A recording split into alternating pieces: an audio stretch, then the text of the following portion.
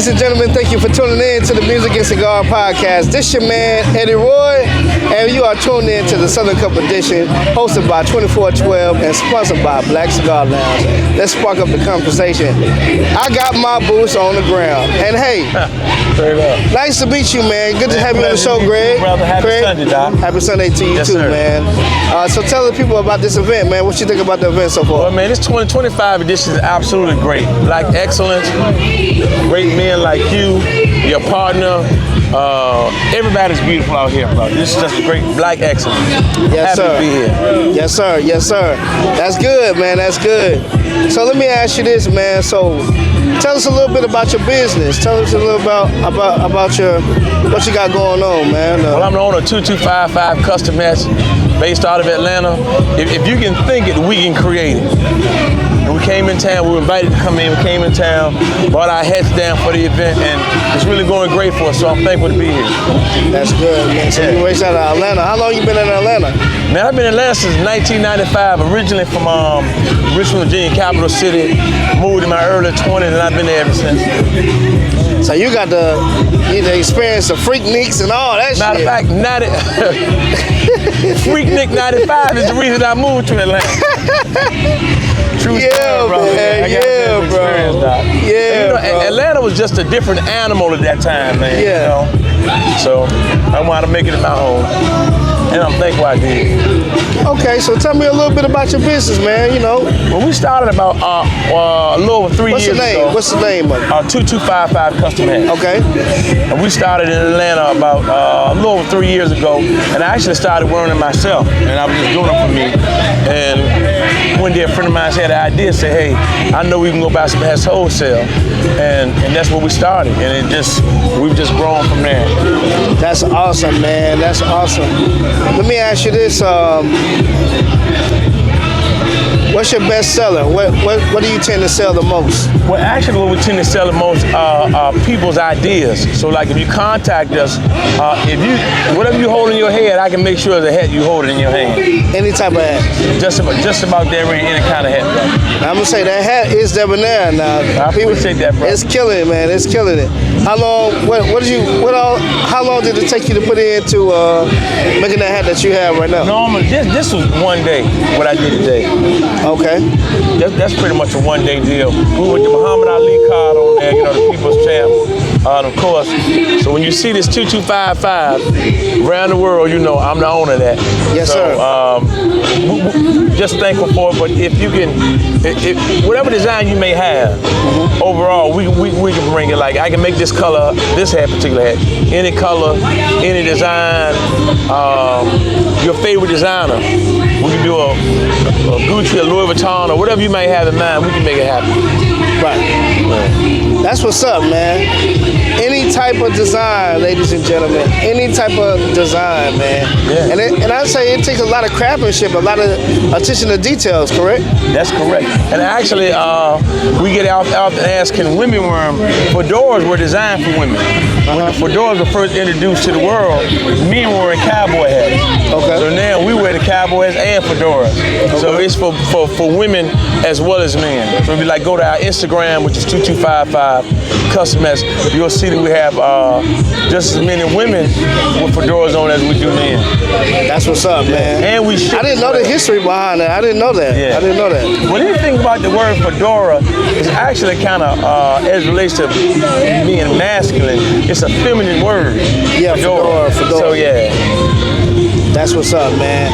Let me ask you this. Let's transition now. You know I gotta ask you since we're on the Music and Cigars show, man. What cigar are you smoking today? What cigar you got? Tabak Dolce, man. Happens to be my favorite cigar. Okay. And I like acid. I like anything that has like a mild but sweet taste, not as sweet as Tatiana. So you like infused cigars? Infused cigars, okay, brother. Like a Fat Bottom, Betty. All those are just about the same, yeah, but something that's real smooth, dog. Yeah, let me ask you this. So I don't think they have any sweet Connecticut's, but I'm gonna ask you the question anyway. Maduros or Connecticut's, if you had to choose?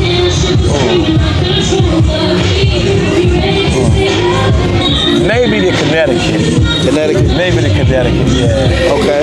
Yeah. And then which one would it be for you? What do you like? I would like, Man, I'm torn between the two. I just really started messing with the Maduros heavy. But like I love the Leaf by Oscar Connecticut. Anytime I go into a cigar lounge, I make sure I always get a Leaf by Oscar Connecticut. It's something about that taste. It's got a woody type of cedar type of taste to it. Right, exactly. That's what I like to go for. And then you can pair with damn near anything. So you found your tribe then. I found my tribe. That's found it. Your tribe, That's it. brother. So let me ask you this, man.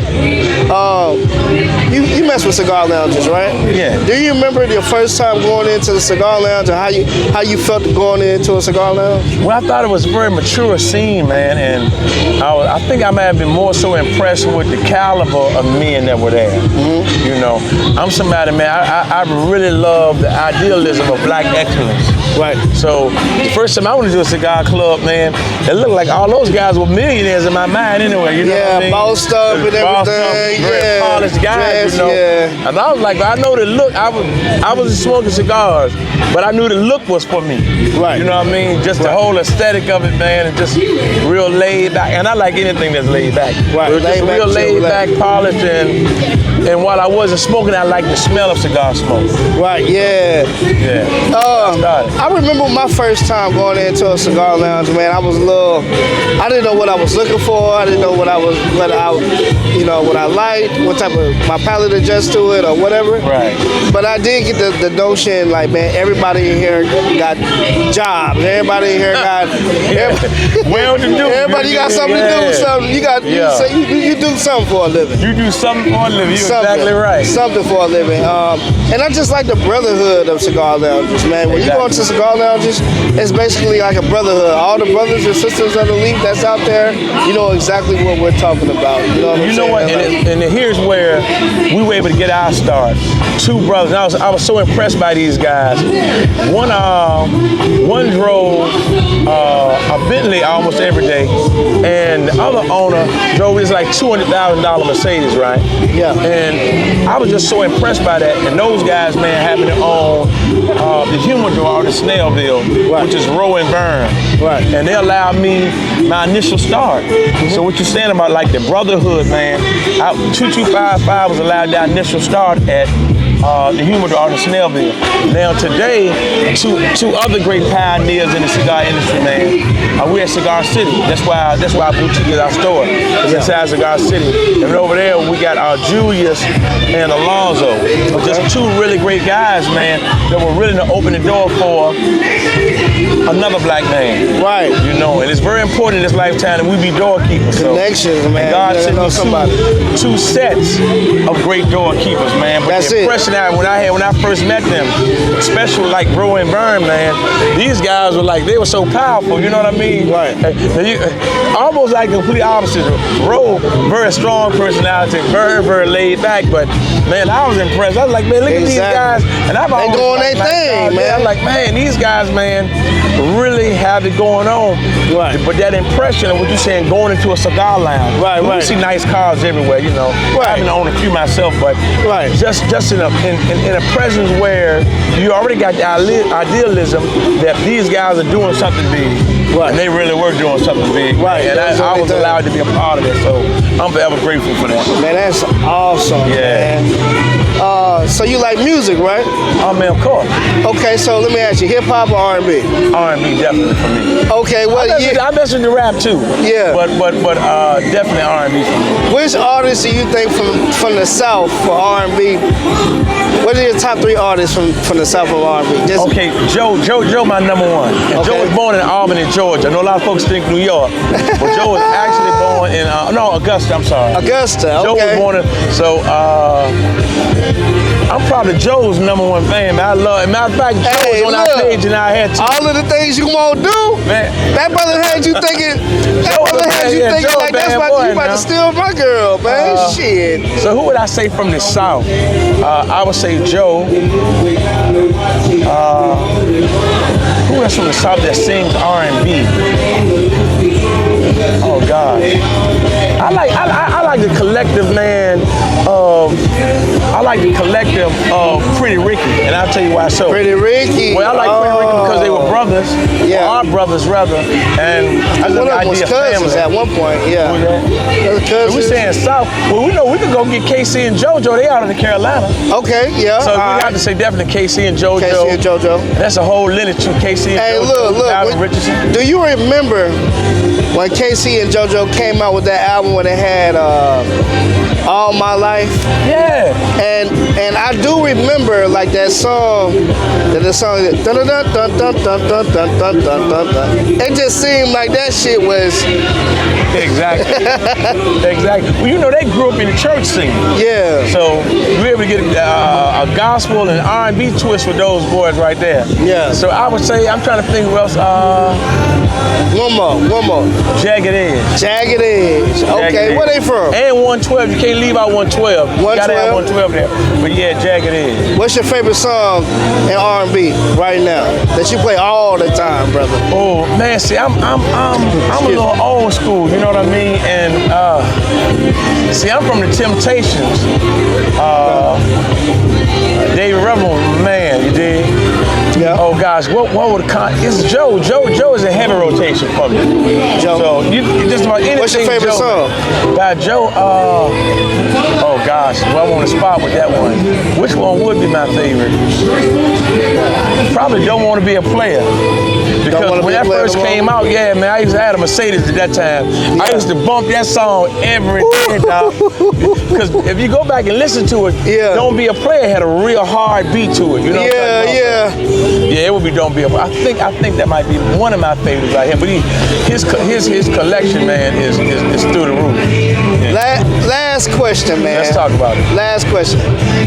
What decade do you think had the hardest R&B since you like R&B so much? The 70s, on period. Hey, man. The 70s. Bro. When you look at Teddy Pendergrass, Al Green, Peebo Bryson, even the Spinners, the Temptations going into The New Birth. yeah. Curtis Mayfield. OJs, that's it. Talk about it. And I tend to listen to that type of music when I smoke cigars at home, when I'm chilling at the house. That's what I like to listen to. I don't listen to anything else but that. Now, who would have been your favorite out of the 70s? Out of the 70s, Curtis Mayfield. Come on, Curtis Mayfield. Curtis Now, you want to Mayfield. hear something a lot of people don't know. What's that? And I've only heard it one time, so if anybody, I can take a correction on this. But it's my understanding that the Superfly soundtrack was originally offered to Al Green, and Al Green turned it down, and that's how Curtis Mayfield got it.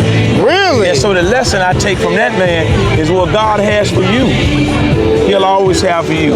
And always put yourself in a position where the sun is shining on your face.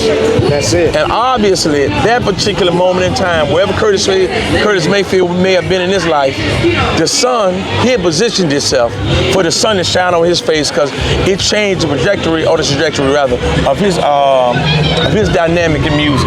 Right, it did. I don't think we would have known Curtis Mayfield the way we know him without that particular soundtrack to that movie. Wow. So, lessons, Doc. Hey, look, he just taught me something. I ain't know that. Yeah. I didn't know that, man. Well, Craig, look, is there anything that you would like to tell the people about the listeners and the viewers and the listeners at home? Make sure you that's are not here able to see next this? year. If black excellence is your thing, if that's your bag, you need to be here. Everybody's dressed to the nine. The women had our fascinators on. Men out here with fedoras on and beautiful suits like the seal sucker that my brother has on. Yes, sir. This is a great opportunity to come, relax, and enjoy. And see what, in my opinion, black men and women should look like. That's it. We should always look like black excellence. Always, man. And knowing that we come from kings and queens, man, and the fact that we the trendsetters.